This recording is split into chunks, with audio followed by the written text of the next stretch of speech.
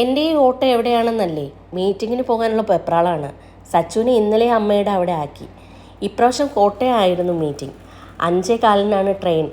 അത് പിടിക്കാനുള്ള ഓട്ടത്തിലാണ്. ഗേറ്റ് തുറന്നതും വണ്ടി കയറിയതും മാത്രം അറിയാം. വണ്ടി സ്റ്റേഷനിൽ പാർക്ക് ചെയ്തു. അതിനുശേഷം റെയിൽവേ സ്റ്റേഷൻ്റെ അവിടെ എത്തി നമ്മുടെ മെൻറ്റർ സന്തോഷ് സാറിനെയും മിനി മേഡത്തിനെയും പിന്നെ നമ്മുടെ കൊളീഗ്സിനെയും നോക്കി നിൽപ്പായിരുന്നു ഞാൻ ആദ്യമായിട്ടാണ് കേട്ടോ വന്ദേ ഭാരത് ട്രെയിൻ കയറുന്നത്. അതിൻ്റെ ഒരു വൻ എക്സൈറ്റ്മെൻറ്റിലായിരുന്നു ഞാൻ.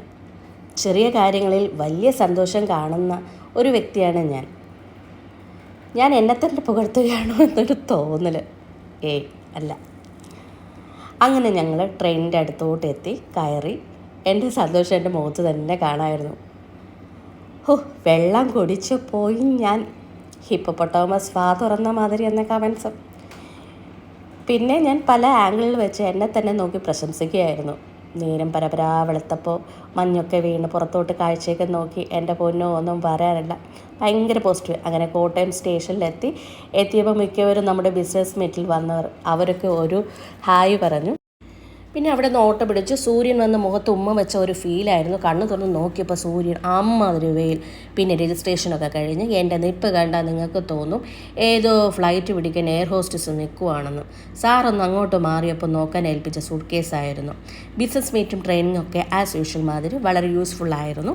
ഒരുപാട് കാര്യങ്ങൾ ലൈഫിൽ ഇംപ്ലിമെൻറ്റ് ചെയ്യാനൊക്കെ നമ്മൾ പഠിക്കും.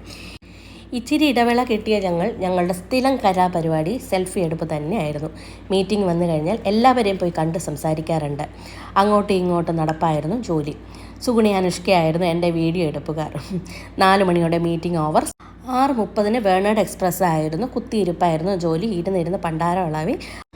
അയ്യോ, എങ്ങനെയെങ്കിലും വീടെത്തിയാൽ മതി എന്ന ഓട്ടത്തിലായിരുന്നു ട്രെയിനും. എന്നെ കണ്ടില്ലേ ചത്ത കോഴിയുടെ അവസ്ഥ.